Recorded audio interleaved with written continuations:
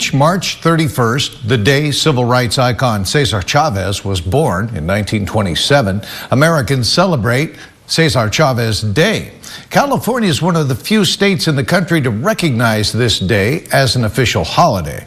17's Jenny Hudd joining us now in studio with more on local celebrations and Cesar Chavez's lasting legacy. Jenny?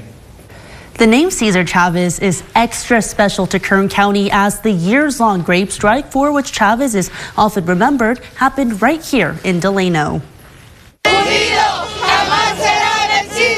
The work began here in Delano and was from Delano that voice, that message was sent out to the country that if you stand up and if you fight hard, you can make social change. All of Monday, which would have marked civil rights activist Cesar Chavez's 98th birthday, agricultural workers and supporters marched through Delano.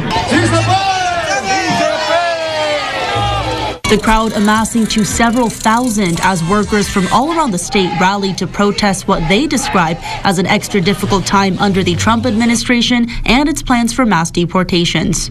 We need to remember that immigrants, especially farm workers, do a very, very important job, and we need to respect him for that. He's been honored in many communities in different ways. They've named streets after him, parks after him, but we know that the best way to honor his legacy is to get out and keep that fight for justice going. Chavez for decades stood at the vanguard of the farm workers' rights movement. In 1962, he co-founded the United Farm Workers Union, then known as the National Farm Workers Association, with Dolores Huerta, another name embedded into Kern County history. We're still there for farm workers. Chavez famously was part of the 1965 grape strike in Delano, initiated by Filipino-American grape workers protesting poor pay. For this steadfast believer in nonviolence, the movement included leading a 300-mile march from Delano to Sacramento, fasting, as well as a grape boycott, which farm workers and consumers nationwide participated in. All this led to the first of its kind union contracts granting workers better pay and benefits. Chavez leaves behind the UFW and the Cesar Chavez Foundation.